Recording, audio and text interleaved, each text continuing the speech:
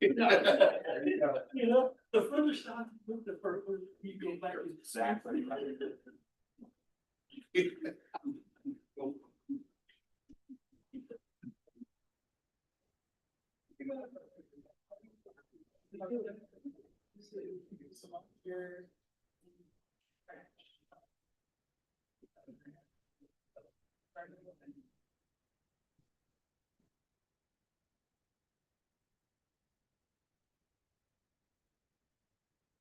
You ready, Fran? I am ready.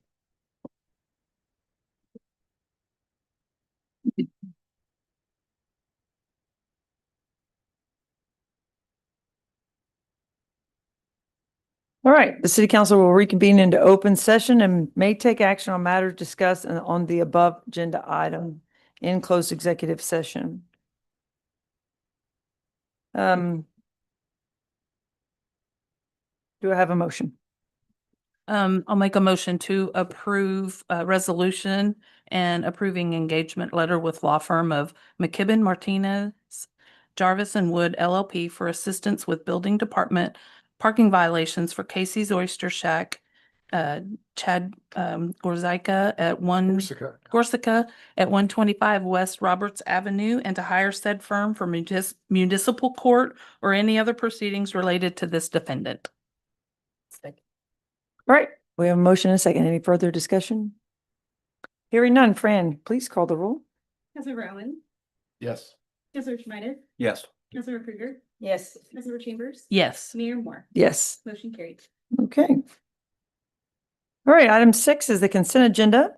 Inside the consent agenda, there are A, city council meeting minutes from January 15th, B, an ordinance, the third and final reading amending chapter 2 administration, article 3 municipal court, and by adding a new section 2.34 collection fee to establish a fee to defray cost of collecting delinquent fines, fees, court costs, and other debts pursuant to article 103.0031 of the Texas Code of Criminal Procedure. Just those two items. Anything anyone likes to pull, or do I have a motion to approve the consent agenda? I make a motion to approve the consent agenda. I'll second. Okay. Any other discussion? Fran, please call the roll. Councilor Krueger, Yes. sorry, Councilor Owen, Yes. Councilor Schneider, Yes. Councilor Chambers, Yes. Mayor Moore. Yes. Motion carried. All right. Item 7, moving on to items for consideration. First is item C, presentation and approval of the Maritime Public Memorial Sculpture design.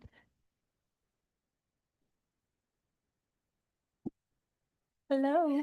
So I don't have any imagery to show you today. Buddy did send me an update. He is working on scaling up the models from what you saw at the last council meeting to 24-inch versions. They're in clay.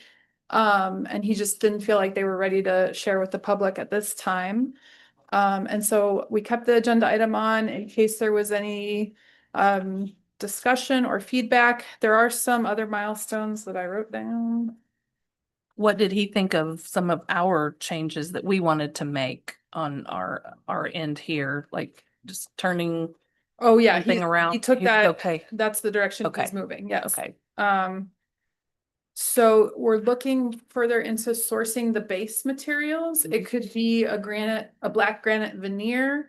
He also suggested us looking at tiles. They might show less watermarks, like Oh, he's okay. thinking about water draining off of it and staining patterns and things like that. And so he's looking at options for materials that he can present. We can also discuss color. Do we want it to be black granite? Do we want it to be a more blue or a gray, or, you know, there's options there. He met with the foundry on the scale and the weight of it so that he can work on the structure of the base, so it will be stable and windstorm certified and all those things. And she's gonna weigh 600 pounds. Wow. Not So gonna that's blow all over. that's what I have for you. Do you So- feel like he's making, or does he feel like he's making adequate progress in time to I have think so. something? He hasn't indicated that there's any delays. I was Okay. hoping to show you pictures of the 24-inch sculpture, but like I said, he wasn't ready to share, and I didn't want to disrupt his creative process. And so As long as he's okay with like the suggestions we made. Everything that was discussed at last council He meeting was good is the with. direction he took. Yeah. And I feel good Okay, about great. that. Mhm. Well, I think since it's been published in the newspaper, I think there's been a lot of positive Mhm. comments. And I've had a lot of people reach out and ask when and how they can participate, either with donations if needed, or just, how they get to be part of the program in general to honor their loved ones. So I think we should probably be thinking about that and maybe put that out a little sooner than later. I know we don't have a final cost, so it's hard to say we need to raise money if we don't know that we need to raise money, but certainly maybe find a way to start accumulating names of people that either want to make a donation or want to honor their loved one in some way, so. Yeah, I would love to hear Yeah. Because we're feedback. gonna need funding for, not just his work with the statue, but Right. we got railing adjustments and we got a lot of stuff that is probably on our end. The footer for it is Yeah, going to be. so we're gonna need some extra help. Yeah, and if we wanted to do any other additional bench seating around there or landscaping or something, I think that's all fine, part of the project. Mhm. But I'd like to be able to kind of put that together sooner than later so we can reach out and let those people know. I can get with the city manager and discuss not only the funding pathway, but also I know that there's gonna need to be some clarity on who is appropriate to put on the memorial. And so I think clarifying, the intention of this is for those from our community that were lost at sea is something that needs to get out there because I think there's some confusion and may just be, like a park bench, we want to honor somebody. Right, So we have to kind of define the conditions. right. Yeah. I think that's a good idea. Did we decide on how we're gonna do plaques or inscribing? Not yet. Not That's yet. still something we're working through. I did call a memorial company out of Rockport. If we go with the granite veneer, they do have the capability of etching in the field.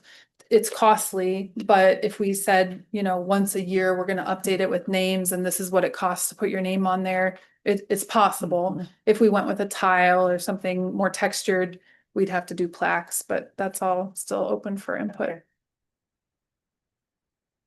Okay, well, thank you for keeping us updated, Colleen. Thank you. Thank you, Colleen. All right, item D, discuss and take action on the special events permit request from Texas Sandfest to conduct the 2026 Texas Sandfest event on the Port Aransas Beach between markers 12 and 17, beginning March 30th through April 25th, and for sand and festival site preparations, and just April 17th through 19th for the actual festival dates. Come on up, Tim. How's everyone doing tonight? Good, Elected welcome. president of Sandfest. Bless you. How y'all doing tonight? Good. Do y'all have any specific questions or anything? I think this is pretty cut and dry. Standard. Should be by now. Anything How the change? tide's looking for Yeah. that? That's a pretty good weekend. Yeah, So I think yeah. we'll, I think It's a we'll be good okay. tide choice, good. The one big change we did make, the board decided to move forward with a service animal only policy. Just to kind of Yeah. make the event a little more family friendly. Yeah. So that is probably the biggest change for this year. Probably. I'm seeing other events do that too. Yeah, Other music festivals and stuff are going yeah. I've seen trending more to the no pet thing. dogs fighting each Yeah. other. and Just a lot of then- issues, I Yeah, mean. yeah. And it gets That's all hot. right. Bring It those does. coats, flat face I dogs know. out there and they can't breathe. Yeah. It's pretty warm. Okay. Okay. Thank y'all. Thank you for being here. All right. We have a motion? I'll make a motion to approve special events permit request for the 2025 Texas Sandfest to be held between markers 12 and 17, beginning April the 7th through the 24th for sand and festival sites preparations, and April 25th through the 27th for festival dates. Should that say 2026? It should say 2020, what? It's 2026. It is. Has been for a little bit. It has been. Okay, I'm gonna change that to request for 2026 Texas Sandfest. Second. Okay. The Up actual, there, correct. up the, here. the agenda item has the correct dates. Yeah, it's just, yeah, I read down here. I didn't read up there. All right. There's a motion and a second. Any further discussion? Hearing none. Fran, please call the roll. Councilmember Chambers, Yes. Councilmember Krueger, Yes. Councilmember Owens, Yes. Councilmember Schmidt, Yes. Mayor Moore, Yes. motion carried.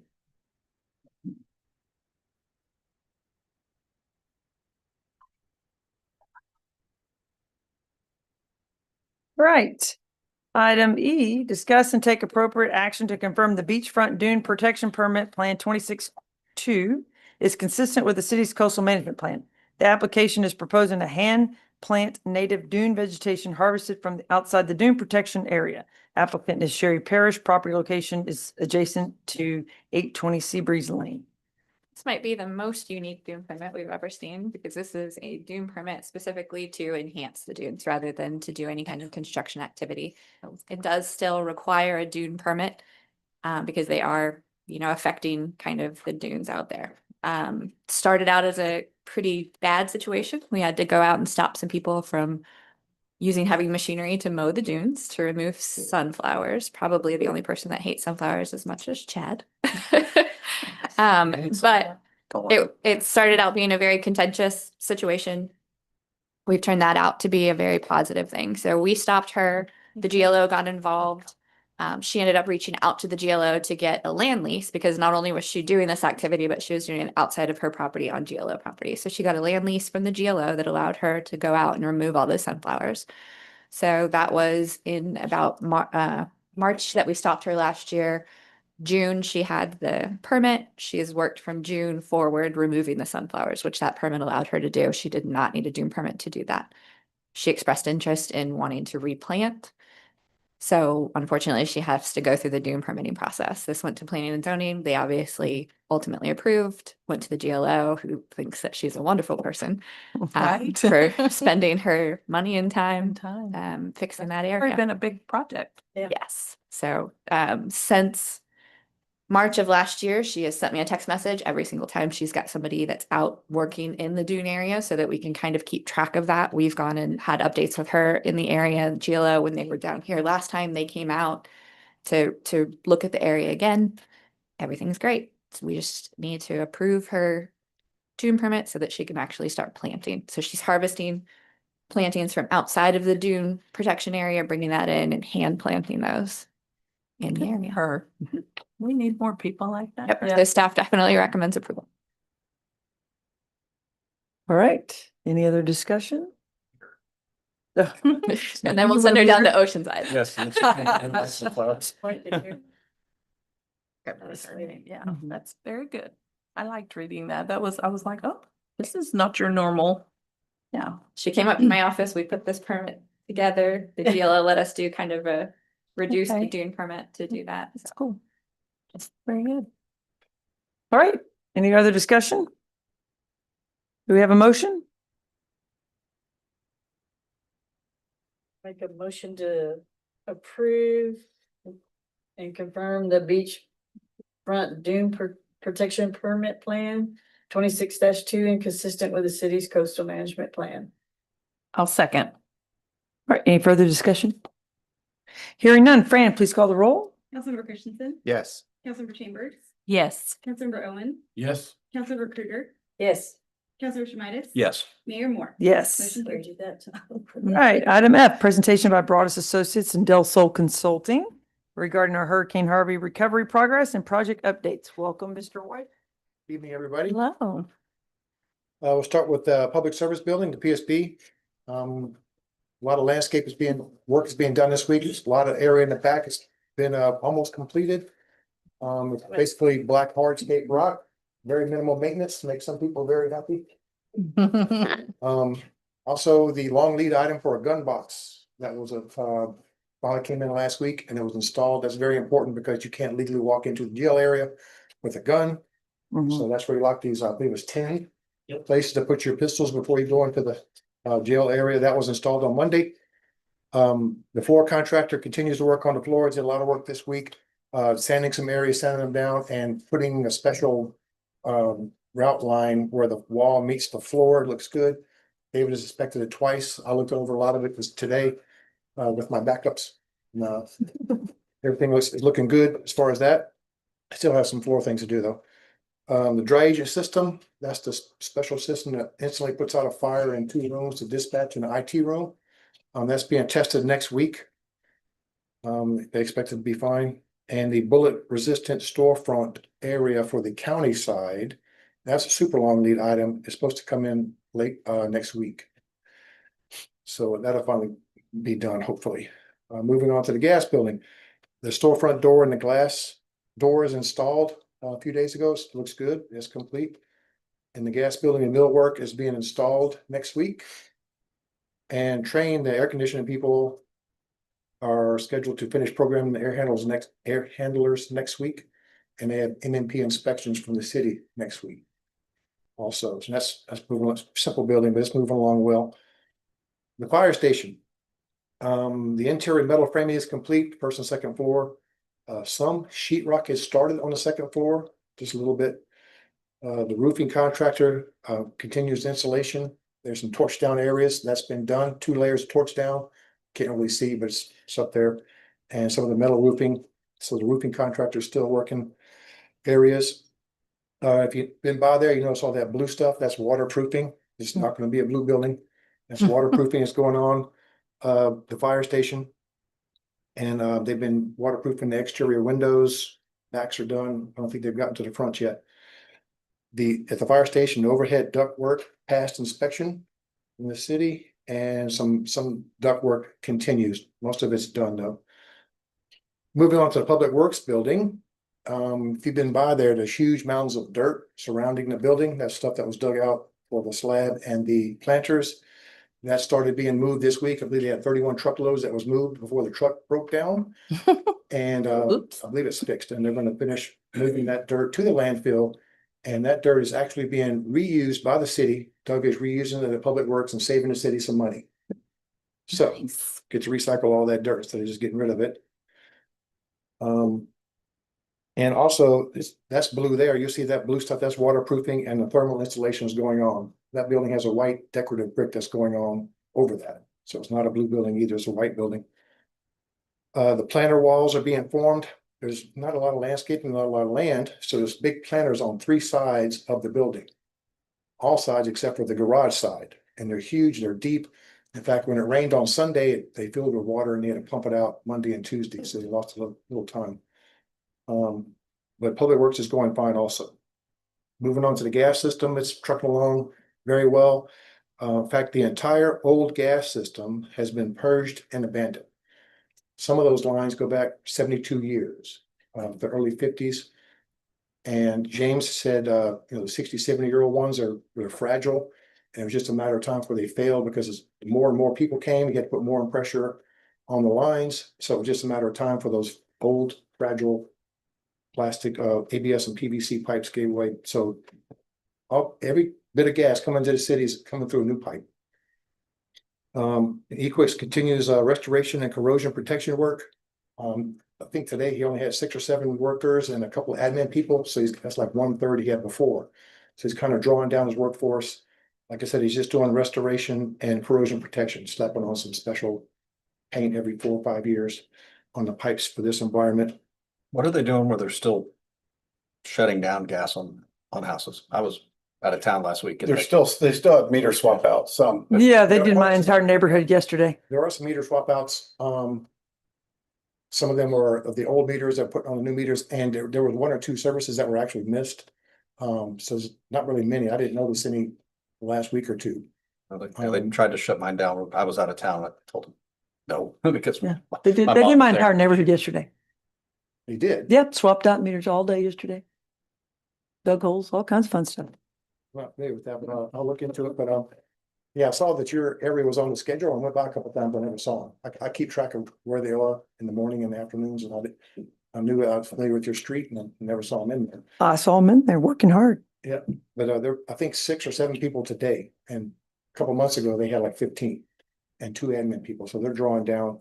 Talked to James today. There's 15 sub areas.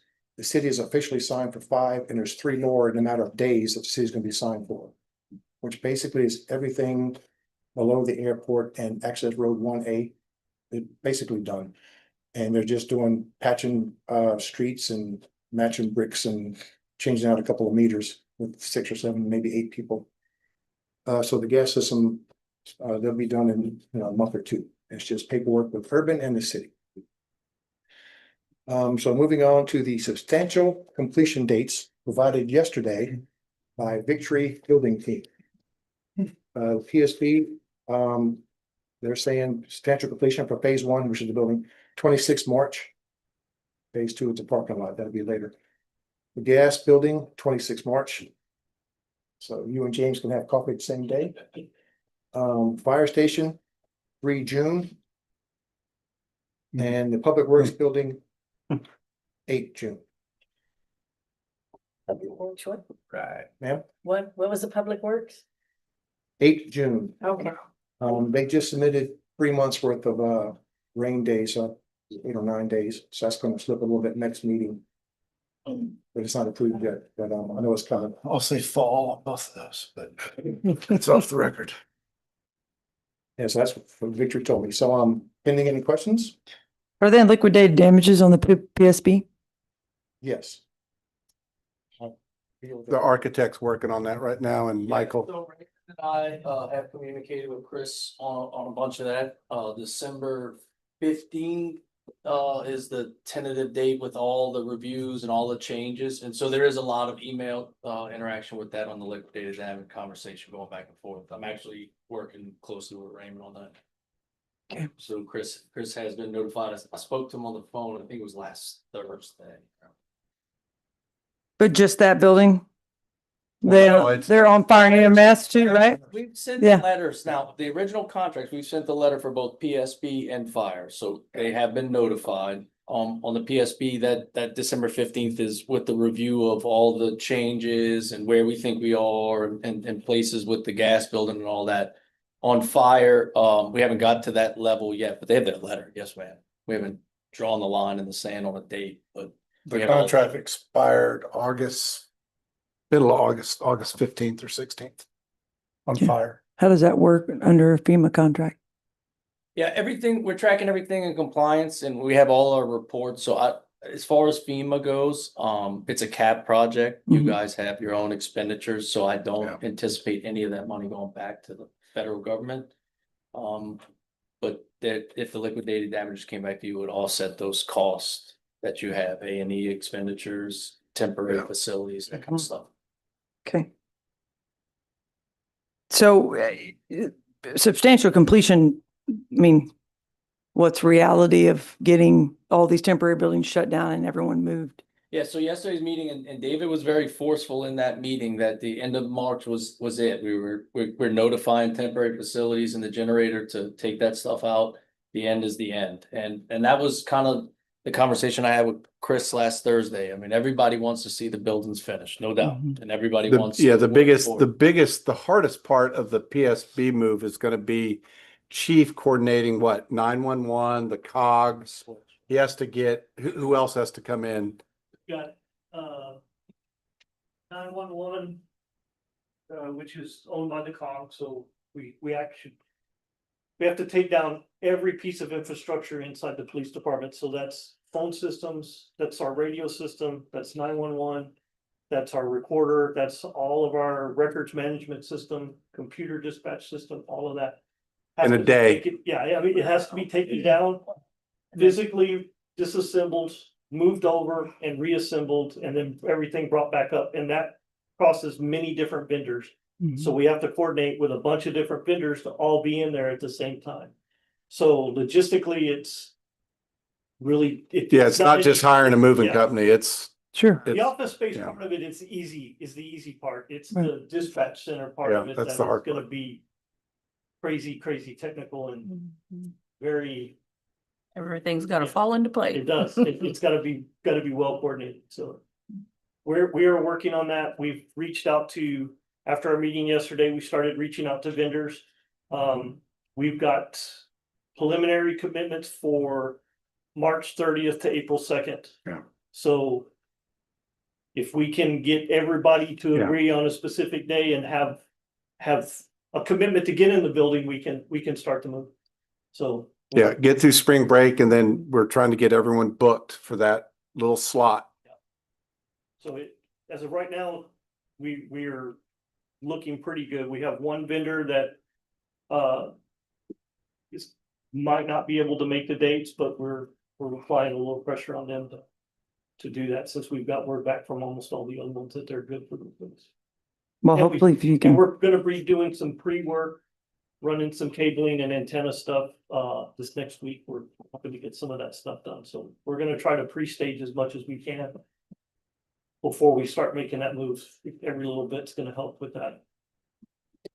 the parking area delays or the parking area completions, that's only going to prevent what from happening? Because I would imagine that all happens at, okay.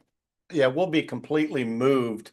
Then that building has to go Right. away and they're gonna be up and functioning, operating out of the back parking lot Right. and the half parking lot that's where the old gas building was. So I mean, that's just the last piece, but I mean, we're fully moved in at that point and the old building's gone. Yeah, and the materials and the contract Yeah. is gone, so I think you'll have the parking space and availability you need. It'll be getting those trailers out, just doing that other piece. Yeah, Okay. getting dispatch out of the building is gonna be the critical piece. So once that happens, I guarantee you, every cop over there will volunteer to come in and eat furniture and anything I'm else. sure Building, so- Everyone is ready. Yeah, I'm absolutely, sure. they'll do that. Yes. They'll do that on their own if they have to. You won't even have to I'm not- beg them, will you? No, I'm not worried even a little bit about that part of it. It's just the Yeah. logistics of getting the It's the dispatch center part of it moved. That Electronic is- kind of stuff, yeah. Yeah, that's crazy. Well, hopefully if you set a date with these vendors, then that will give the contractor incentive to stick to his date. Yeah, because if we miss this window, I don't know when we're gonna be able to get back on their schedule again. It's crucial. It is, because the Yep. summertime for a lot of these vendors, they have a lot of other Mhm. companies that are all trying to do the same thing that we're doing and building out systems. And I mean, our radio vendor does San Antonio. And I mean, they do the majority of the county and the city. That's a $250 million contract. So, Yeah. you know, we're competing with a lot of different stuff. So right now we have the window. If we miss it, can't make any guarantees after that, but we've got the window now. Good to have a window. We see a light at the end of this tunnel. Thank you. All right. Thank you guys very much. Appreciate it. I think I saw a couple of you guys at a Marlins basketball game. It was nice to see you there. Nice to see you there. Thank you, guys. All right, item G, resolution approving a memorandum of understanding between the city of Port Aransas and Texas A&M University Corpus Christi Hart Research Institute for the design, assistance, and funding of support related to a rainwater collection system. Hello. Sounds like a fun project. This is a fun project. I'm so excited about it. So this is with the Clean Coast Texas program. We previously worked with them when they were based out of San Marcos at Texas State. They helped us with storm drain markers. Well, Ashley Bennis, we've worked together on several different projects, but she's here to represent Clean Coast Texas. She approached us about, what can we do to help improve stormwater quality in Port Aransas? And we have our stormwater improvement plan that we did with Freese and Nichols several years ago. And so in building the rec center, one of the ideas was rain catchment, because landscaping is so hard to maintain right now with drought restrictions, and we have a lot of surface area out there. So they are willing to work with us on sourcing funding or providing funding for a rain catchment system in our rec center. And the timing is lining up. They have an engineer that will help design it. And the rec center team, the architect and contractor, are aware of all of this happening. So if we go into this MOU with them, we can start tomorrow, Ashley said. But she's here if you have any questions on the logistics. The MOU is spelled out as a partnership that offers education and community outreach. So it's more than just helping with a rain catchment system. It's a great partnership to have, but this is a big ticket item that they could potentially help us with. And it has a ripple effect on maintenance and landscaping and future water-wise practices. So Do you need to do a Heart Institute pitch? I mean, she did bring some educational materials. Sure, bring it. Yeah, yeah. Create some Yeah. information, but our program just really tries to work with communities to improve stormwater management, and we have some funds set aside we're funded by the coastal management program, so that 2-year cycle. And we set aside some funds to do retrofits or projects, so this would be something that we fund and we help design, and it would be at no cost to you guys. So, Do you do private sector work also? Yeah. Like Yeah. businesses or? we do have to, our limitation, because it's Yeah, CMP, yeah. is public, Oh, okay. public, Right. land and land that's owned by the city and stuff like that. I think we need some of those rain encatchment program bins over at the public safety building or public works building, because apparently we Yeah. filled up our concrete planters and had to pump them out into the street. So we should not waste that water either. Yeah. All right, yeah. uh-huh. Anyway, you got it. Let's do it. Yeah. Just get Yeah. attachment systems there, but We could do Harbor Master Pavilion. Oh, yeah. Everywhere. Let's do it.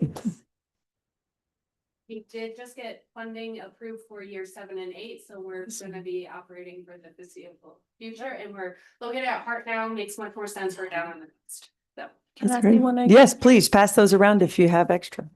So these are, the flyer kind of just introduces the program, but the back of this one, puts out all of our services. So everything that we can do, and like she said, education and outreach is a big component, because when we're doing these big scale projects, we know that the public has questions and public is very opinionated, which is great. So we like to do engagement events, reach out to them. Sometimes we'll work with like Whooping Green Festival or something to get out and Here, you reach can the take it. community. Yeah. It's okay. I'm so sorry. You're in trouble. You were just an extra person over there. He just kind of snuck in a It's little okay, late. yeah. I know. It's fine. I'm sorry. Very proud of you for making it. So come and show support for Colleen. Thank you so much for presenting this, and then answer any questions that you might have. And doesn't have to be right now. My contact is on those pages, so if you want to reach out at any time to ask questions, I'm Great. here for you. Looking forward to it. Yes, thank you Yeah. very much Yeah. for both Yeah, of you yeah. for all the hard work. The MOU just essentially just lays out what we're gonna do, what you're gonna do, and just kind of make sure we're all on the same page. That's all it should say. And like she said, it could be any number of services, but particularly we're looking at the catchment system. Yeah, we need that. Okay. Thank you. Very good. Exciting. All right, so would you have a motion to approve the draft MOU? Make a motion to approve the resolution approving the memorandum of understanding between the city of Port Aransas and Texas A&M University, Corpus Christi Heart Research Institute for design, assistance, and funding support related to a rainwater collection system. I'll second. All right, any further discussion? Hearing none. Fran, please call the roll. Councilmember Chambers, Yes. Councilmember Schmidt, Yes. Councilmember Owen, Yes. Councilmember Christensen, Yes. Councilmember Krueger, Yes. Mayor Moore. Yes. Motion carried. All right. I think the next one's me too. Yes, item H, discuss and take possible action authorizing staff to extend summer Camp Marlin for summer 2026 to align with the revised school calendar, including approval of additional staffing and funding and the amount not to exceed $45,000. So extending the summer. Well, the school calendar. School calendars changing. Yeah. Pushing. Yeah, they added time to every school day and are having a later start date. And this year, 4th of July falls on a weekend. And so traditionally, we host 8 weeks of summer camp. We do 4 weeks. We take a break during 4th of July, and then we have 4 more weeks. We take a week off after school ends to prep and train staff. And then we take a week at the very end of summer to break everything down and prep for after school care. So the way the schedule could potentially work this year is we could add 2 more weeks on to the end. And if you desire, we can run through the week of 4th of July.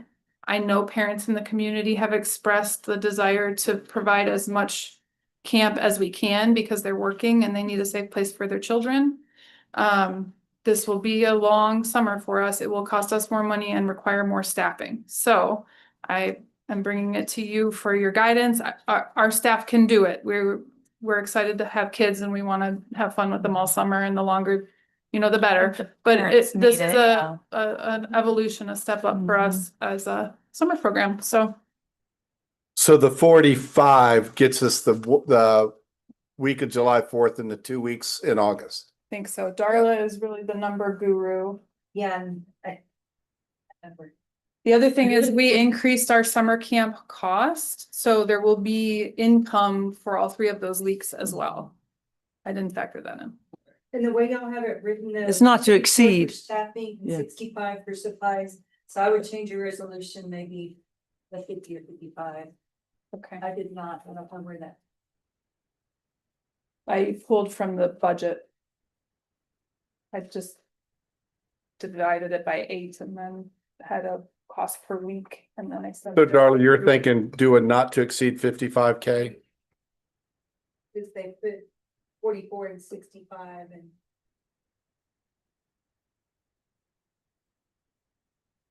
Down under financial. Oh, right, staffing at Mhm. 44 and then supplies at, Covers it if Yeah. it's over I changed 50. yours. yeah, I mean, it's a not to exceed amount, so. Right. And we talked about ways to be more cost effective. We don't need to take big field trips on those 3 weeks. Maybe we do the beach and the Marine Science Institute and the art center. We think about ways to keep it local and keep the costs a little bit lower than going to the aquarium and some of the more high ticket field trip expenses that we have had. That are in the other weeks. Like I know. Hurricane Alley is It's not one of our field closing. trips this They're year. closed. Oh, Yeah. yeah. You having to add more staff? Are we adding more Yes, so staffers or no? the limitations on labor, the hours of a part-time employee. If we have a employee that runs all through summer and they work after school care, they start to approach 1,000-hour limit on our part-time employee status. So our concept here is that we're going to have to bring in some additional staff that are seasonal, which we've already had some applicants express interest in that. So I'm hoping to supplement some of the staffing hours with just the seasonal that'll come on for the summer, and then no one will exceed the limits. It is hypothetical. If we can't hire the staff, if for some reason we don't have enough, I don't see it being a problem, but we would have to adjust our enrollment numbers to maintain our standard of care ratio. We couldn't exceed the 13-to-1 student to staff ratio. How many full-time staffers do you have for the summer? How many full-time do you? Marlin only has 2 full-time positions. So we have the program coordinator and the site coordinator. Our program coordinator is retiring. And so it'll be very important that we fill that position as soon as. It's posted now. They did an Yeah. internal posting Post. today. Yeah, I saw that. Popped right up. Well, I think it's obviously very important to follow with the extended hours, but by doing that, I understand what it means extending the weeks to provide care up until when the later start date is. I mean, the 4th of July week, that's up to you guys. I mean, I certainly know that, like you said, every day a parent can have, their children in a camp because they're working is important. So if y'all are willing to do it, I think it'd be great if we also included that week. I think so too. And y'all provide, excellent opportunities for these young people. So whether it's in Port Aransas or somewhere else, I know you'll come up with good content. We have very creative fun. Yes, staff. very creative teams. Just me asking, what fund do these funds come out? General Yeah. fund. Yes, thank you. Give me 4 or 5 years here, I'm gonna have it all. I'm sorry, I wish I had the income to tell you what was subsidized for this. I should have added that and I didn't. Okay, so the discussion is moving forward with the authorization, but increasing the amount that's not to exceed to 55,000. Yes. Okay, so that needs to be where the motion lies, if you're also inclined. So, Okay, I'll make a motion to approve the extended summer Camp Marlin for summer of 2026 to align with the revised Port Aransas ISD school calendar, including authorization for additional seasonal staffing and funding not to exceed $100,000 in order to maintain a safe and reliable youth program for the community. Ensured compliance with the city policies, youth program standards of care, and applicable Texas Youth Program requirements. A second. Okay, any further discussion? Hearing none, Fran, please call the roll. Councilor Schmidt, Yes. Councilor Owen, Yes. Councilor Krueger, Yes. Councilor Chambers. Yes. Councilor Christensen, Yes. Mayor Moore. Yes. Motion carried. Thank you. Thank you, Thank Colleen. you. Thank you, Colleen. All right, item I, resolution temporarily prohibiting public consumption or possession with the intent to consume alcohol beverages on the beaches of the city of Port Aransas, providing for said prohibition beginning Saturday, March 7th through Monday, March 23rd, inclusive between hours of 6 p.m. and 12 a.m. midnight, and providing for enforcement by the Port Aransas Police Department should there be a life or public safety issue. This is our spring break alcohol ban ordinance. Woo-hoo. Bringing it to you one more time this year. We've had some really good luck with it. It's very, very effective, and we've had our spring break command luncheon. We had a really good turnout with that. We got to reconnect with some partners, and we've got commitments from state assets that are going to increase their levels during spring break. And we had some very, very productive conversations with the city of Corpus Christi. So I think we're going to see a more cooperative plan moving forward with them. They had their spring break internal meeting yesterday, and I got some really good feedback from some of the staff that they had there. So I think we've got a good plan going Good. into it. And they need to stick to it. Yes, Yes. 100%. All the help we can We're, get. we're gonna try to hold their feet to the fire. Yeah. Okay, so no changes from what we typically do. Does anybody have any questions regarding, I know, Councilmember Shemitis, you weren't here for this last year, but I know you probably understand how it works, so. Can't go drink on the beach after 6 p.m. Well, Maybe. maybe. If you're at If you're gonna cause life or Yeah. public issue. Yeah. That's been the It's stance a forever, tool. is it's a tool Yeah. dispersal. Yeah, you got It's it. very good. It's definitely a targeted enforcement initiative. And then they do a great Think job it helps. enforcing it when necessary. Yes. Yes, absolutely. We are all hoping we have a great 2 weeks of spring break, nice and safe. We met with some different community members last week, and the chamber said, I think their numbers are tracking about 20% above last year Oh, wow. for both weeks. Wow. So, yeah, I think we're gonna be busy. You're gonna need We're as a those, community. you're gonna need those partners. But that's- Yeah. We're not quite seeing long range weather yet, are we? It's still No. too far. Right, out. yeah. Too far out. Hopefully it's like right now. This is perfect weather. Yes. So- Maybe we'll get some rain. Take your vitamins.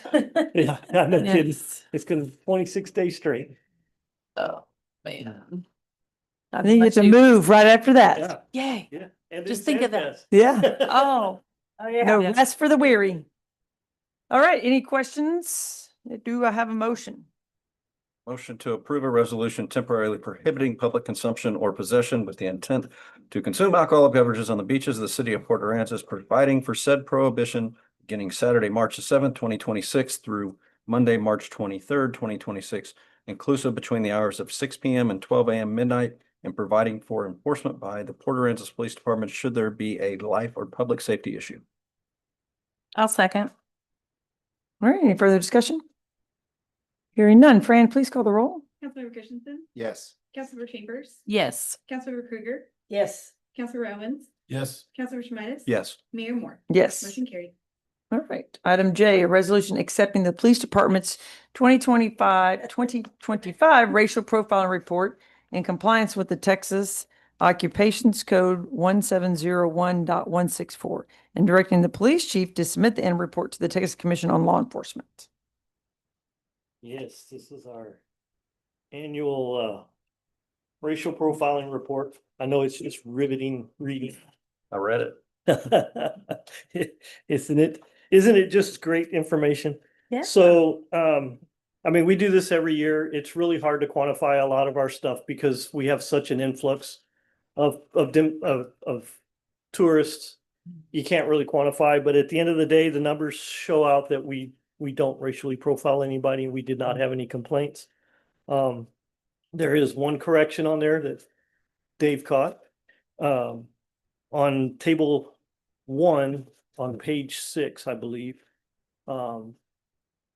They transposed the numbers for Latino and Hispanic and white. Otherwise, it's very racial profiling. Yeah, I was David concerned about that. David caught that one today, and I was like, well, God dog, you're right. I missed that one. So that needs to be corrected in the report. Otherwise, Say that everything- again, on table It's, one. yeah, On table table one. one, They're flip-flop. The Okay. Hispanic Latino column and the white column, the Okay. numbers are transposed in Gotcha. there. They're supposed to be flip-flop, so I need to make that correction to the report.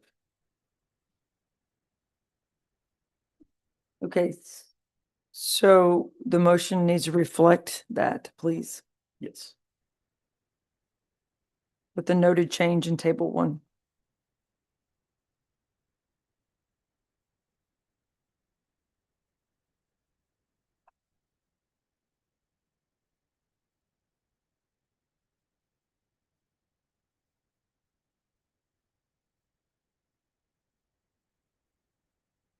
Okay, any other questions for Chief?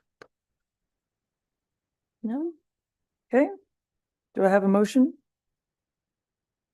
I'll make a motion on a resolution accepting the police department's 2026. That So- should be 25. Oh, it is 2025. 25? Okay. 2025 racial profiling report in compliance with Texas Occupations Code 1701 164, and directing that the police chief submit the annual report to the Texas Commission on Law Enforcement with the noted change in table 1. Second. Yes. Okay. Any further discussion? All right, hearing none. Fran, please call the roll. Councilmember Owen, Yes. Councilmember Krueger, Yes. Councilmember Chambers. Yes. Councilmember Schmidt. Yes. Councilmember Christensen, Yes. Mayor Moore. Yes. Motion carried. All right. Darla. Item K, resolution Chief. authorizing Oh, yeah.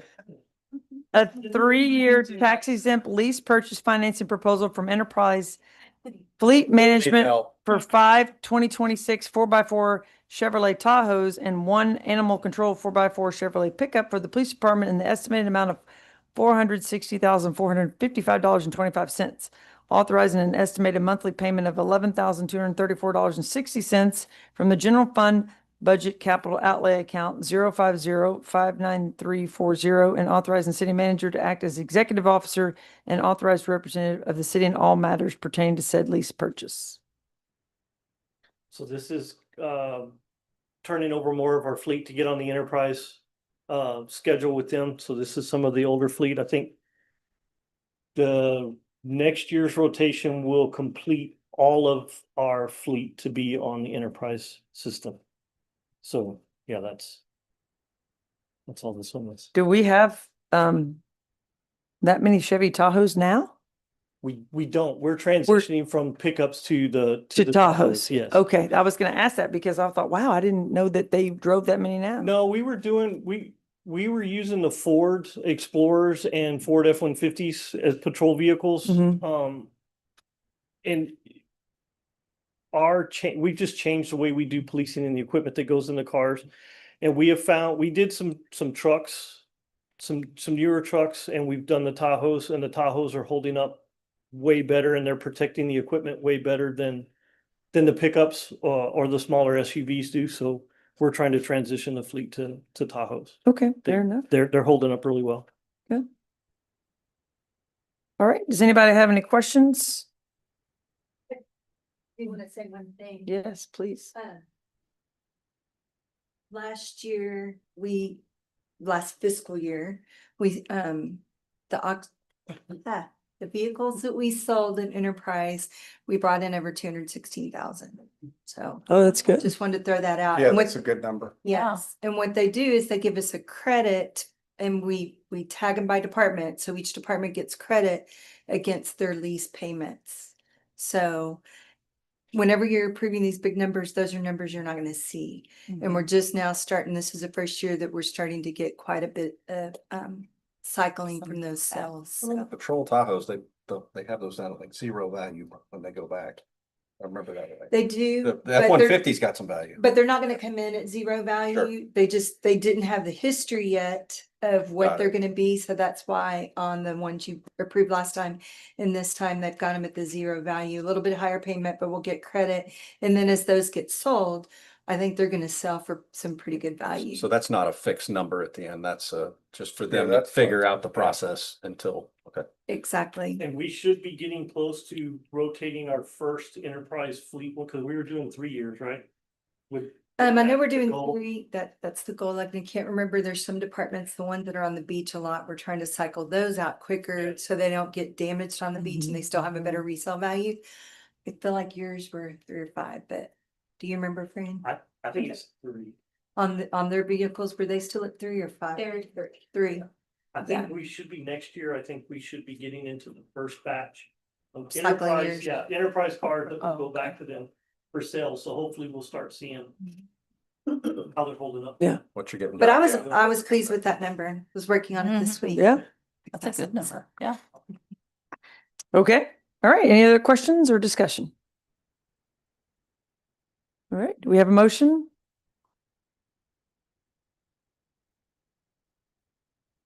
Been on a roll, so. Me? There you go. You're Doing great. Okay, I'll make a motion to authorize a 3-year tax exempt lease purchasing finance proposal from Enterprise Fleet Management for 5 2026 4x4 Chevrolet Tahoes and 1 Animal Control 4x4 Chevrolet pickup for the police department in the estimated amount of $460,455.25, authorizing an estimated monthly payment of $11,234.60 from general fund budget capital outlay account 050-59340. A second. All right. Any other discussion? Fran, please call the roll. Councilmember Schmidt, Yes. Councilmember Owen, Yes. Councilmember Krueger, Yes. Councilmember Chambers. Yes. Councilmember Christensen, Yes. Mayor Moore. Yes. Motion carried. All right. Item L, resolution awarding a contract for network cabling services to NCS for the installation of network cabling, controlled access system, and video surveillance systems for a total cost of $165,333.82 through Buy Board Purchasing Cooperative.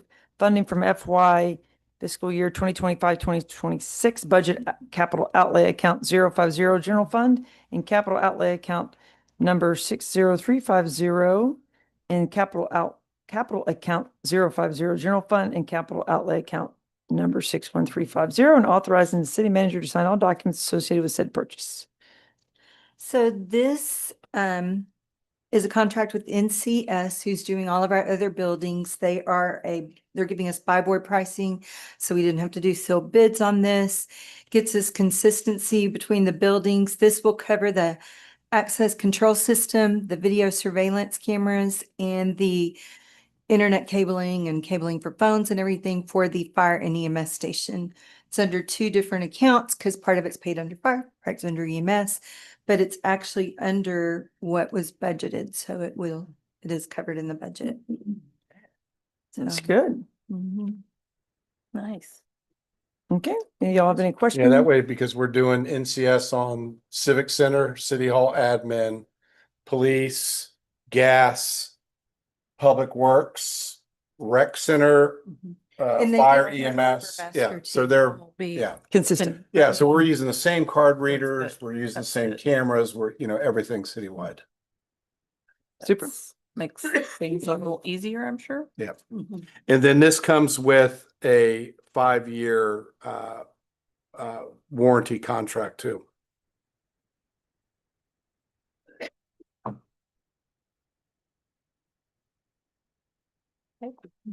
Pretty good.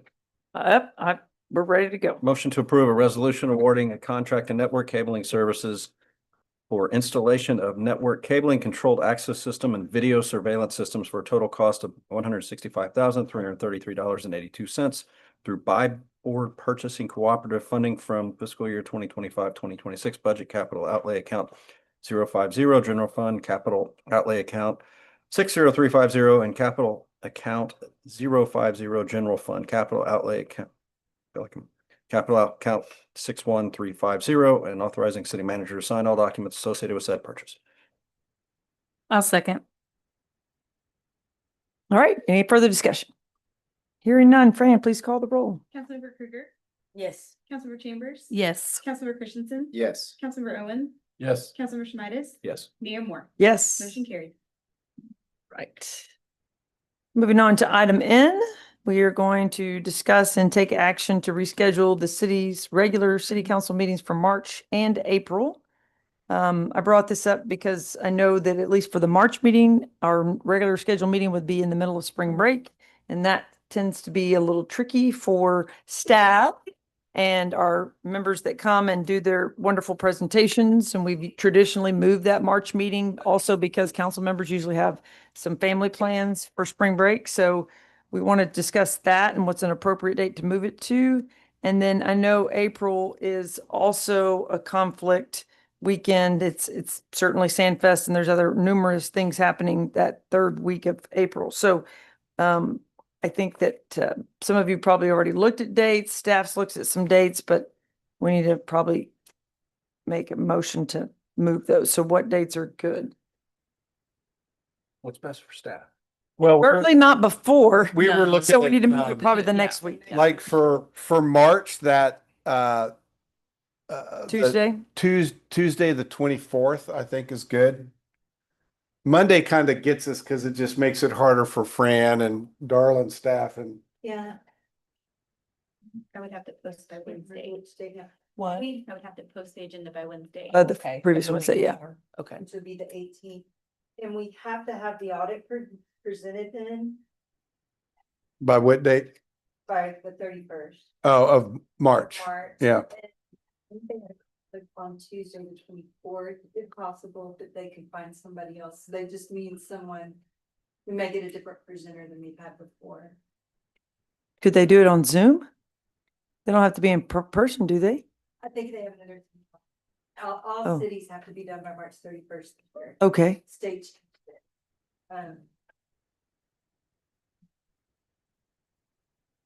But we can work around, I mean,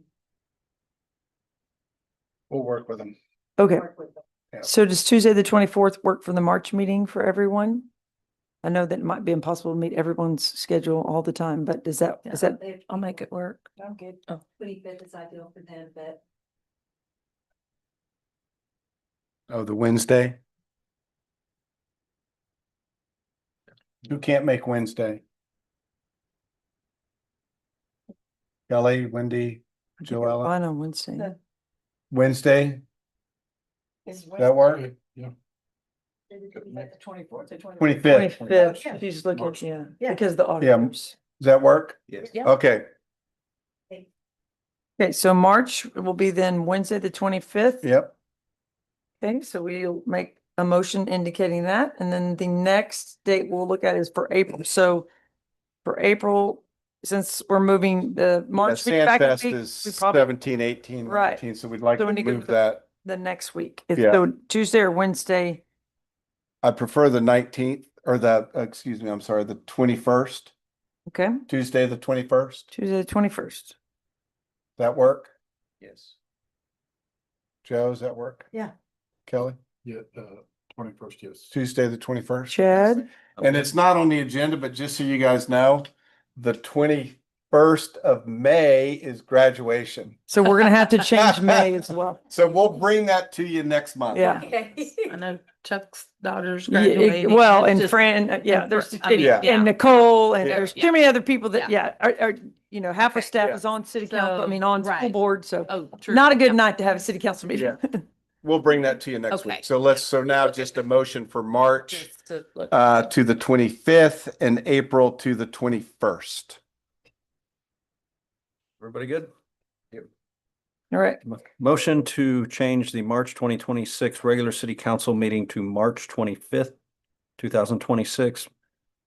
And additionally change the April 2026 meeting to April 21st, 2026. A second. all right. Any further discussion?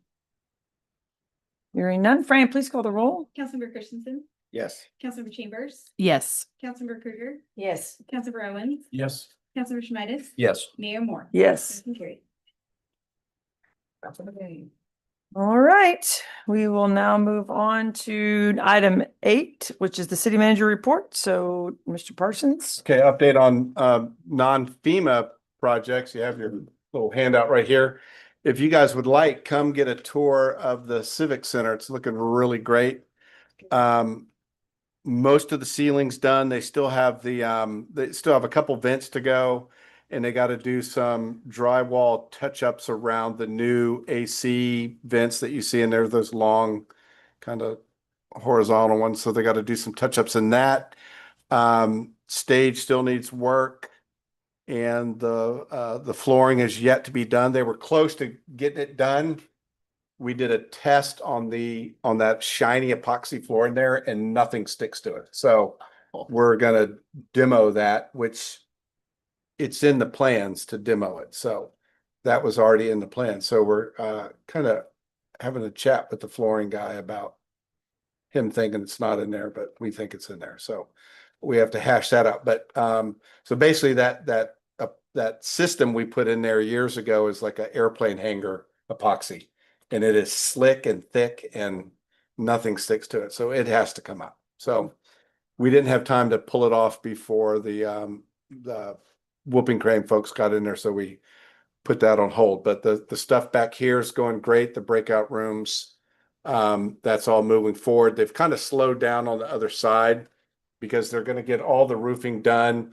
And then basically they want to get it to the point where the drywall, it's ready for drywall, and they're coming in doing both sides at once. So it is progressing. It is on schedule. So, and it's on budget. So it's looking really neat. I think the ceilings came out really nice. The lobby's gonna, one thing I need to do, and maybe I'll pick some of your brains who are the more interior decorator types, is we need to come up with furniture, some furniture in the lobby and furniture in the what we call the grand hallway, which is the big wide hallway that separates the new ballroom from the breakout room. So that's going to be loaded with, love seats, couches, single chairs, tables, so both sides. So I need to get going on that and get something ordered. So I need some help with that. David, what about the exterior of the building? Are they going to wait to start working on the exterior of the building until both the city hall renovation and Yes. the additional? Yeah, those yeah, all the EFS person does it all at once. Yes. And then I think I mentioned this last time, but we are adding a improvement to the courtyard in the back. So that's going to be a pretty neat feature that we're working on. The streetscape venue, and I'll actually throw in the Charlie's Pasture Bulkhead Park, because it's the same person. It's the EDSA design group. They have both those projects. They come into town next week, working on a new engineer. They're looking at a new engineer for both those projects. So they're going to bring that engineer in, and I'm going to meet with them. We're going to look at their background and see what kind of fit they are on those projects. So we're moving forward with that on the streetscape venue and on the community bulkhead park. So that's moving. Community center renovation. We did Colleen's gone. So we did the architect, owner, contractor walkthrough last week. The floor stain failed. So the picture you see now is today. They went in and sanded it back down. They're going to redo it. So it just had some some of it had sheen to it, but then there were blotchy, dry areas where it just didn't get a good coat. So basically the fix was remove it. So they've been removing it the last couple of days. So they are working on a punch list. We're probably about 8 days away from finishing. So they have, aside from the floor, the punch list wasn't too bad. They're finishing some exterior handrails, the ADA handrails on the 2 new bathrooms. The bathrooms look really good. Oh, this picture There's a amazing. photo in there, but they came out really nice. There's like a brown stain finish that matches the brown stain on the inside. We recycled some of the wood. There was I forget what you call it, like a coping in the Wainscoting? Yeah, it was wainscoting in the old community center that had to come down. It was just too water damaged and old. So we recycled it and we built the wall and that kind of that Oh, at the IT back. wall in the back there. We recycled it, used it in there. And then so we matched it in the bathroom ceilings. So it's kind of got that same brown stain. Mostly all tile in the bathrooms just for weatherproofing, but the bathrooms came out really nice. So that's gonna be a great addition, having the bathrooms that you can use from the park, or if you're having an event outside using the whole compound, you can, use the extra bathrooms in the back there. So that punch list is getting accomplished. And I think we have about 8 working days and we should be finished. So don't you have something on the 3rd, Chief? On the 6th, we're gonna start trying to use it for spring break. Oh, yeah, for meals. Yeah, he Good. said we'll be ready. So Awesome. it's looking good. Animal Shelters of America, the animal shelter planners came in February 4th. Had a good meeting with them, went over the schematic design. It was the schematic design meeting.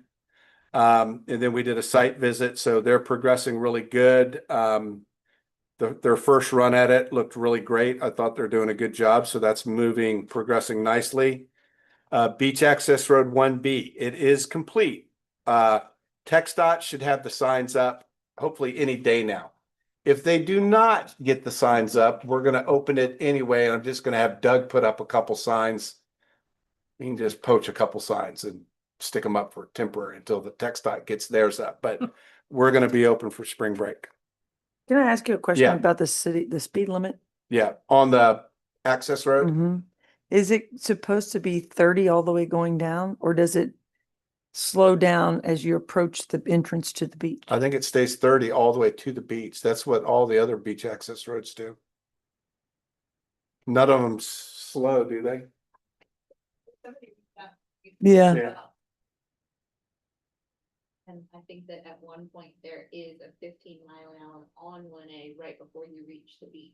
They were requesting that be on the other side and that be extended past the little.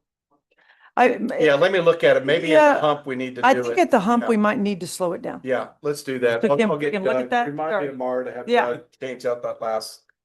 Yeah, because it Can we is a look at nice that? Yeah, Dukes of Hazzard. yeah. Yeah, so we'll change. it. Okay, because that eventually, will be filled with Maybe you community, put a reduced sign ahead and then a 15. anything we can do, Yeah, I okay. think, right, yeah. So a reduce. We need to be, Reduce speed ahead. And then a drop to 15 right before the hump. And then a 15. Okay, we can do that. thank you. So definitely going to be open by spring break. Yes, Okay. whether the TxDOT signs are there or not, we'll Okay. do one ourselves. Lifeguard buildings. So the city has directed Victory Building Team to vacate the laydown yard by by April.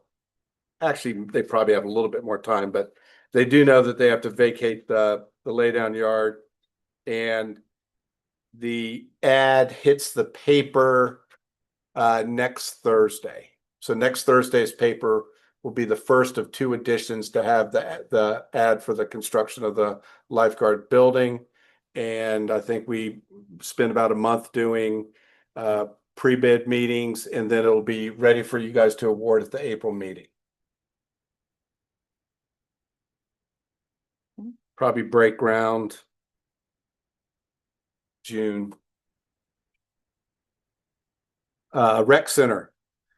Rec Center is progressing nicely. They are very, Fulton they're on top of it. And if the architects or the city staff are delaying them, we get beat up at the meeting. So it's kind of nice. They have the opposite. Yeah, so It's going great. You know, in that photo there, the last couple weeks, they got the tip up, walls all done around the gym. And they've been really hammering the structural steel on the whole building. So it's moving great. They have a little bit more concrete slab work to do. They're probably about 90% on the slab work. And then they'll start the roofing system, laying the vertical supports for roofing system here in the next couple weeks. So that's moving good. Avenue G and Station traffic light, they will be doing, you know, right now they're doing a lot of ordering. They will be coming out possibly in early March before spring break and doing some of their boring where they have to get electric to run to their new controller boxes and the lights. So they'll be starting that. So that's progressing. Any questions on city non-FEMA Back to the projects? rec center, Yeah. what's the estimated date for, they're saying gonna be We finished? think December, January. Yep. Wow. Yep.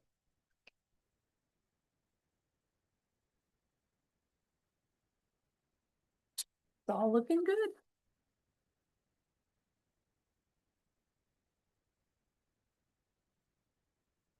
Okay. Yep. Any other items? Any other questions for David? Okay, all right. Hearing none, we'll move on our staff reports and we'll start with Miss Darla. You have the written report in your packet, and I just want to go over a few of the economic indicators. The hotel motel tax is still blowing and going. It was up 18% for the stays that occurred in the month of December for things that were paid in January. And so we're up 27.48% for the fiscal year to date. That is just at 7%. The first 9% tax is due, what is today? Today's 18th, is due this week. But when I do these reports, I'm going to pull that 2% out there so you can compare apples to apples. And I think it would be way too confusing for us at that point. When we get history in a few years from now, then we'll look at the 9%.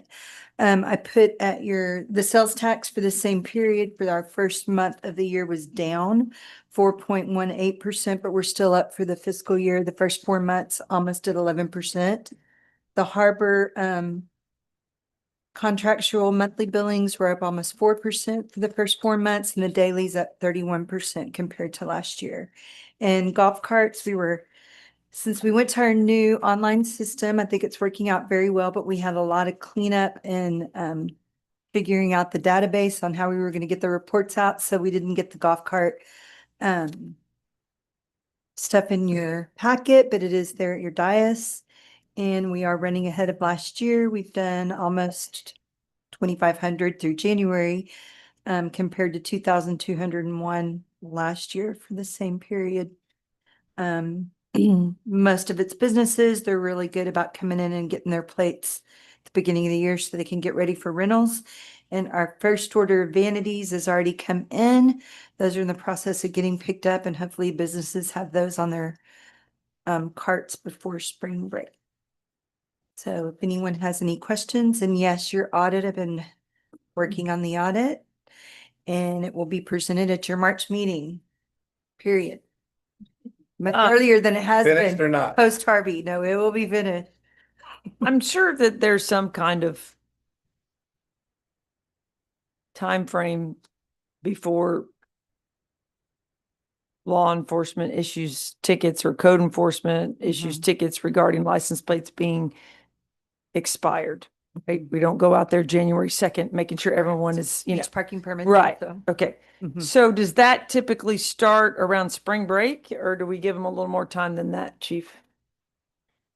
We usually start probably mid to late January. beginning of Oh, February. okay.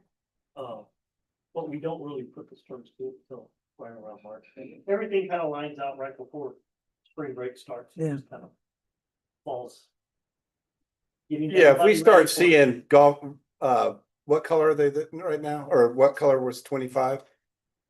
Green. Green, yeah. If we, once we start seeing green in March, it starts. Well, and I understand too that a lot of the renewals, a lot of our plate licenses are, like we noted, thank you for your detailed reports for people who are non-local. And maybe a lot of those people don't bring their carts to Port Aransas until May. And so they don't foresee the need for renewing their plate until May when they first show up for the first time. Or it's sitting in their garage for 4 months and then they show up in May and, oh, I better get a new plate, right? So I just curious in general, when we started enforcement of that. We had some people coming in that first week of January going, they're ticketing. And I'm like, I don't think they're ticketing, Yeah. but we didn't tell them, no, they're not. Yeah. No. But I do know that there may be a few officers that have given friendly reminders to people. Sure, like that. That's good. But if I think they that do. tourist comes in June Yeah. and decides to drive their car Well, around, it's, yeah. They're getting it. Yeah. That's. yeah. Yeah. No, I understand. That's good. Okay. All right. Well, good luck finishing up the audit, Miss Darla. A lot of work. Okay. Next is Miss Nicole. Thank you. Thank you, ma'am. Did we have a guest speaker this round? No. Mine's a little bit longer. Okay, so she counts? Yeah. Guest speaker Nicole. Okay. Turn off. Okay. All right, I'm gonna start with boring stuff and then we'll go to the more exciting stuff.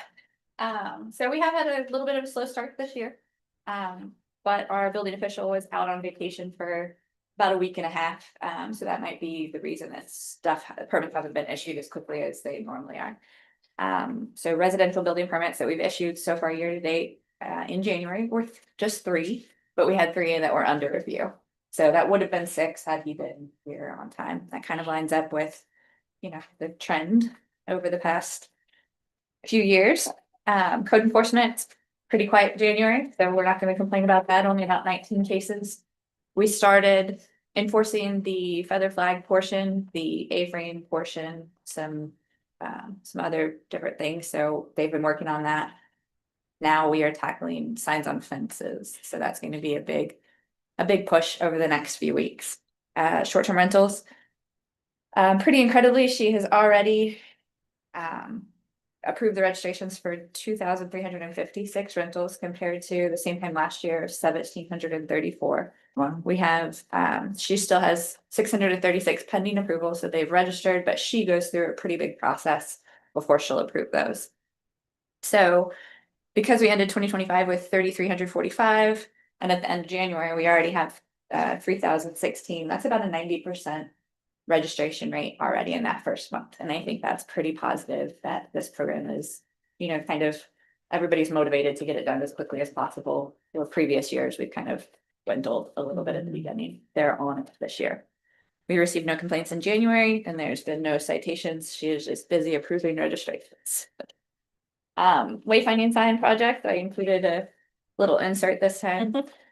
So the greatest part that I found out when I was putting all of this together is based on just the number of signs, we're at about an 88% completion rate, which is great. I'm excited to get this project done. It looks good. And not have it on my desk anymore. So I just included some ones that were pending install. Of course, things like the public safety building, the community park, we can't really put up because of all the construction going on. So those are actually in, a few of our signs are in storage in the back of the police department parking lot until we have the ability to put those up. Most exciting sign to date that is going to begin installing on the 23rd at Roberts Point Park is our Port A. I like that. With the concrete A and the big arches. So they're gonna start installing that on the 23rd. They are also going to correct their mistake on the beach. Oh, good. Regulatory signs on that day. Okay, I good. made a very small correction Yeah. to it. Thank you. But that's been a headache. That was completely their mistake, not ours. And then Francisco, if you could switch it over. Oh, slideshow? Uh-huh. Sort of. It's the Sort best of. part. Check it out. So what I'm going to do is show you kind of the culmination of another project, and give me just 1 second. What I'm gonna do is just mirror my phone screen up here. Oh, maybe. All right, it worked perfectly this morning. Now we're having. Stop pushing. Let her do it. Of course. Yeah. Poor little lonely screen. Yeah. Hang on just 1 second. I apologize. Can you close it out, Fran, and then reopen it? Reboot, the old reboot.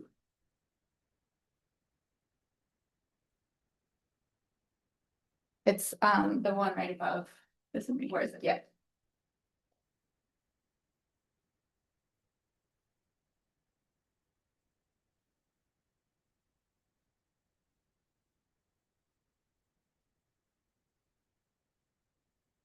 It's all in. There we go. Okay. This is just my phone, and I've turned off my notifications just in case. So because I made that mistake this morning. So if you go to the App Store, for those of you that have iPhones, Google Play Store, for those of you that don't, and you type in Behind Port A. Not to copy my fun port Correct. Or maybe we did, no. So it's it should be the top one under the ad supported one. So it's this one right here that says utilities. So you just download that and get that app. I'll show you what that looks like. Oh, look at that. So basically right now I just put kind of the most important things from our website. These are direct links to the website. So different things that that people, would go to our website and use, they can now go to the app on their phone and use. So things like making your online utility payments. It's quicker to get to it.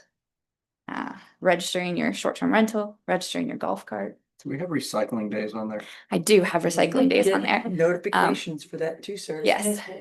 I know. I have What one I'm neighbor gonna- that's really good. Yep, what I'm If she's gonna- out of town, I'm totally lost. Yeah, what I'm gonna do is work on putting a calendar together that lists all the recycling days, lists some different trash days for different zones and our bulky brush pickup.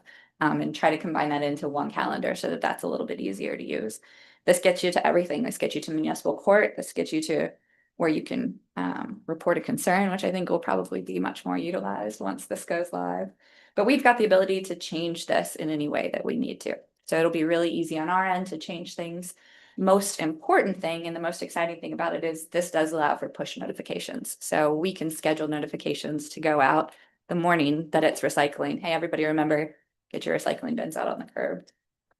Brush days, hey, you can start putting out your brush on Friday. It'll be picked up on Monday. So different That's things, nice. road closures, any kind of important information.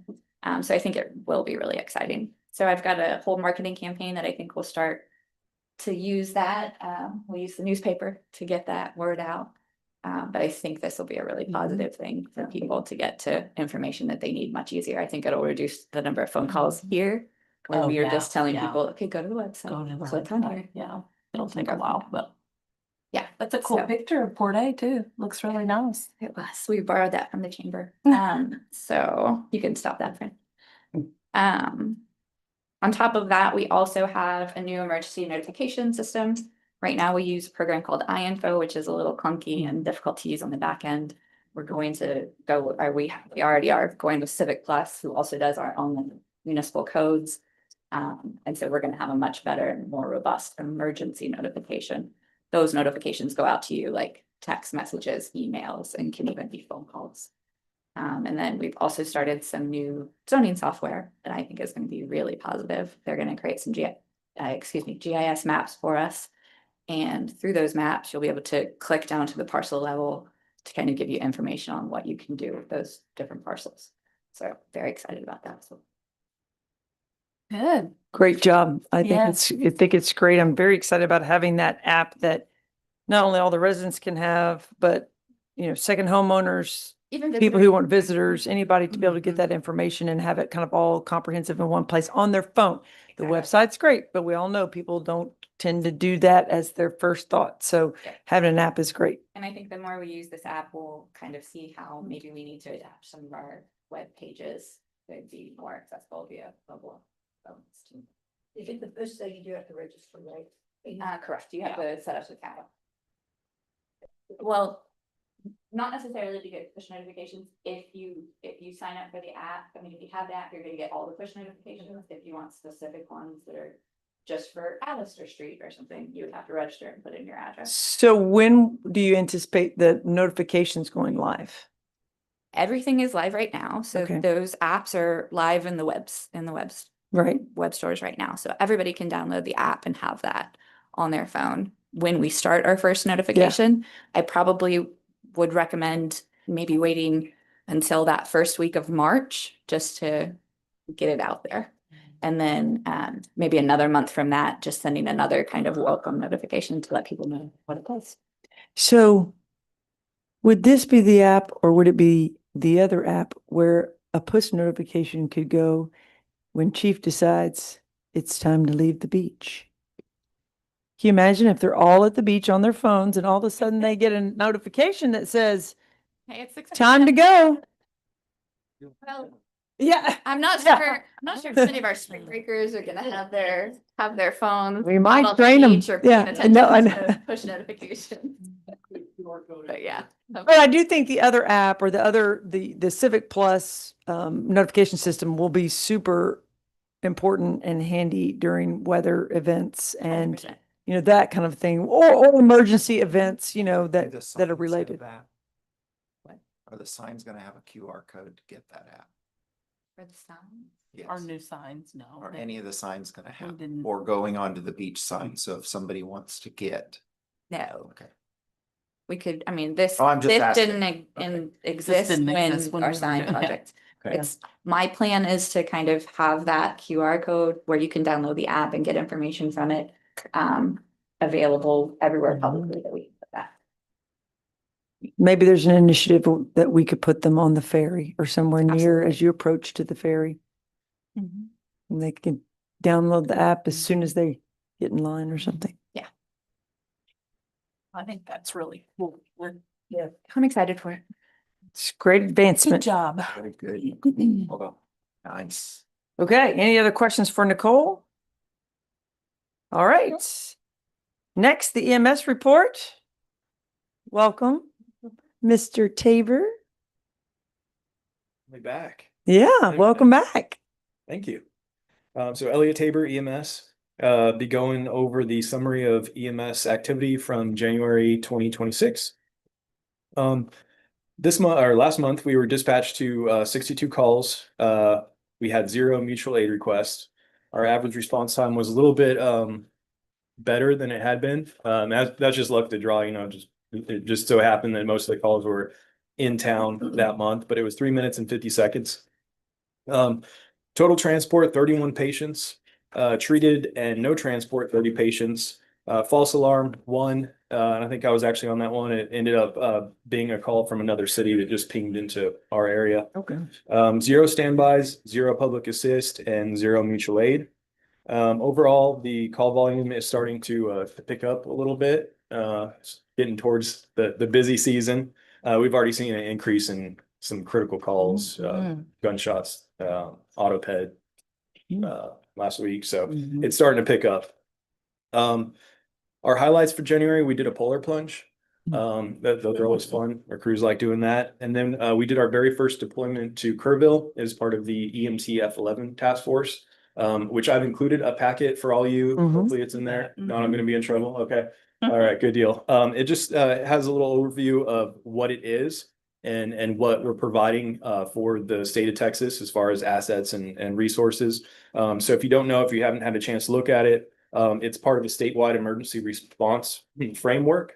And what that does is they can pull resources from other cities and make a big task force for, usually it's natural disasters, but it could be anything from like a big mass casualty incident, like a shooting. But usually it's like floods, wildfires, tornadoes, hurricanes, stuff like that. I mean, it's how we had Harvey Yeah, support for exactly. months and months and months, ambulances and fire teams from all over the state, so. Yeah, so a lot of these communities are very happy to have us when we go. Our first one was to Kerrville for the winter ice storm that we had a couple weeks ago. Oh, is that what it was? Yes, for? yeah, Okay. our crews were there for approximately 6 days. Unfortunately, we did have some mechanical issues with our truck, so we came back a little bit early. That's all been fixed, and the crew's actually getting ready to deploy again tomorrow to Ozona Yeah. for the wildfires that Oh, are wow. happening in the Panhandle and Oklahoma. And it's not just located to Texas; they will send us out to other states as well. Yeah. Wow. But it's pretty cool. Some of the info in there, if you're curious, there are some benefits for us as a city and as the employees of the city. They offer 100% reimbursement for the personnel. The city actually gets paid for sending the personnel. Yeah, and the ambulance. it's a good deal for us. It's a pretty good little hunk of change. Wow. Yeah. That we get, and we can hopefully put it back into some of the EMS expenses. It looks like they might be lending us a UTV in the future. And that will be so we can take it up and be part of the medical UTV task force for EMTF 11. But hopefully we can swing it down here for spring break or something. Trying to talk them That'd in. be a good Yeah, time. yeah. And of course, it's a good PR Mhm. connection for other people in the state. It looks good for the city. And our crews have already met a lot of pretty high up people in the RAC and in the state. So What, good all around. how did you get engaged in this, or what? They reached Prompted you out, to- so that they have a connection with the RAC, Uh-huh. and they reached out to Daniel. We've been wanting to do it for a while, and we actually had an agreement with them to do it for a while. It had just been hard with, we don't have the most staff here. It's not like Corpus Christi, where Right. we have 300 people Yeah. that they could send. So we finally made it happen, and they are happy to have our level of capability that we have. They actually made a comment on our last crew that we probably, out of everyone that they've had the most medical capability. Oh. So they were sending them on some of the more critical care calls, and they actually went to a 20-car pileup on I-10 out of Junction. But we have things like the blood and Yeah. plasma and stuff like that. So they like to use us more for the medical side of things. That's great. Awesome. Great job. Just a Can quick shout Fort out, April- Jarvis Sharp and Taylor Stewart. They both went on the deployment. did? And Taylor's Yeah. fixing. He lives here local, but he's fixing to go on another one. Oh, he likes it. I joke with him that his wife's probably Yeah. pretty mad. He's like, but I gotta But go. it's- Yeah. Exactly. I'll volunteer Oh, yeah. for the state. Yeah. That's pretty much all I have. I'm sure I'm missing something, but the EMTF thing is not as cool as the app, but it's pretty cool. No, it's all Cool, all yeah. cool stuff. Yeah. I did not get a copy of the report. Okay. This I'll one? get you one. No, this one we got, Oh. which is great. Okay. But the normal monthly Yeah. report okay. that Daniel prepares, or Sure. you guys prepare as a team. Yep. So Okay. if you could send that, and Yes. if there was a We'll do that. Just Del email Sol it. report, usually there is. That wasn't in the packet either. Okay. All right. That's not for you, sorry. I'm Okay. just referencing it. Yeah. Okay. Yeah. No, nothing. Yeah. You've done great. Thank you very much, Elliot. You did a great job. Any But questions for me that I can answer about anything at all EMS related? Okay. I know you Yeah. said Awesome. something about you got a 911 call or whatever Mhm. that ended up not being for this air. Does that happen very often? Not too often. No, just on occasion. Yeah. And I think that one wasn't like a dispatch related thing. I Oh, think the guy told his mom he was in Port A when he was really in Corpus Christi. Oh, Oh, So different poll number, Gotcha. different beach. Yeah. okay. All right. Yep. Thank you. all right. Thank All you, right. sir. Thanks for having me. Thank you. Thanks for being here. All right. Chief, you're back up. Okay, I'll try to keep this one quick. So, this past month, January, we did 23, just a little over 2,300 calls for service.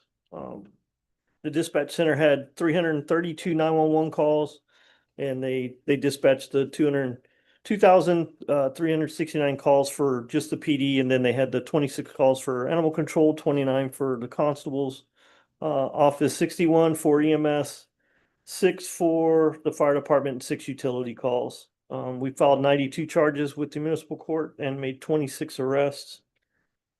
Out of those, arrests. 32 total charges were filed against those arrested. 3 were for warrants. 19 were for alcohol-related offenses, including 2 DWIs, 1 drug crime, 1 person charged with evading arrest, and 1 charged with assault on a peace officer. Some offenders were charged with multiple crimes.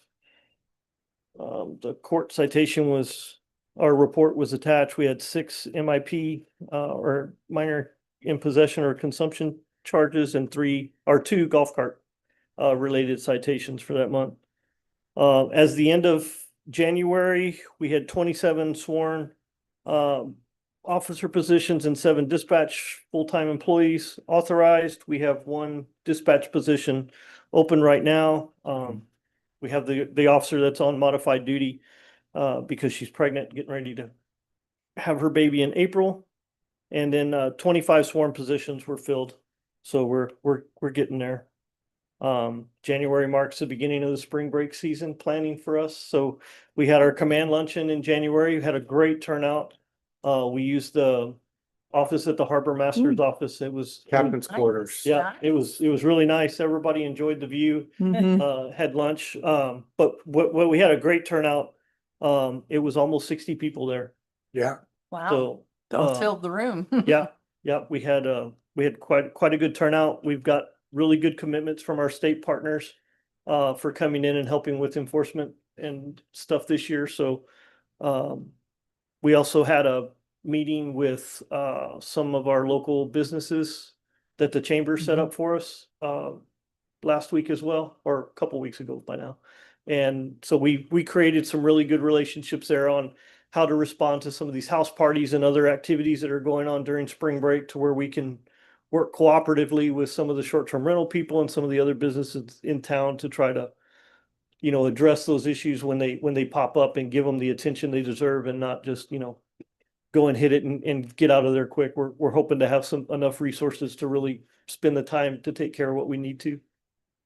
We're reaching out to the Texan as well and Whataburger. We had a lot of significant problems in those parking lots this past spring break. So we're gonna see what we can come up with plan wise with those entities to see if there's anything we can do to help combat any of that problem. And Didn't they turn the breaker off or something? And then there was a bunch of people running in and grabbing and. Yeah. And they just a couple of times they had those little parking lot takeovers where the cars got in there and just started doing donuts and, running amok and acting a fool. So we would have to go out there pretty regular and clear that out. So we're reaching out to them and see if we can figure something out, especially since there's bigger space now. So we're working with them as well. We think we've got some good plans. Like I mentioned before, we got some really good feedback from the city of Corpus. I think we're going to have a better cooperation from there this year. As a matter of fact, one of their lieutenants reached out to me the other day and was looking at some of the ordinances that we have, our Wolf and Wanton ordinance and some other stuff they're looking at maybe enacting on their side. So I'm excited about doing some work cooperatively with them, to where maybe when we push them off the beach, they just don't come back on the beach. So we're working on that one. Then we've got a couple of significant events here. We had an evading arrest and detention in a motor vehicle. Started out with a suspicious person that was trying to steal a bicycle at a restaurant off of Allister Street. He fled the area before the officers got there. One of the officers saw somebody matching that description on a motorcycle a little bit later and tried to stop him, and the chase was on. And of course, those motorcycles, it doesn't take very long for them to get up to really fast speeds. And he did that, and they chased him for a short time before he was, I think he kind of laid down the bike. He didn't really wreck it, but he kind of lost control and was able to stop it and jump off, and he ran, and they ended up finding him. We figured out later on that it was a stolen motorcycle. So he's going to have some additional charges that Corpus is going to file on him. So after we made the arrest, anytime that we have an interaction with the state computer, like if I run your license plate and you haven't woken up and reported your car stolen yet, when they enter that into the computer, we'll get a message that says, hey, somebody just somebody ran that plate last night, you know, and now you're reporting it stolen, so you can kind of have a time frame. So that's how we got notified about it being stolen when they filed the report with CCPD. And then we had another report of some intoxicated juveniles and underage individuals at a hotel on Cutoff Road. When we got there was quite a few under the age of 21, ranging from 15 to 20 years old. One of the young individuals was intoxicated to the point that we were concerned with alcohol poisoning, and he was ended up transported to the hospital.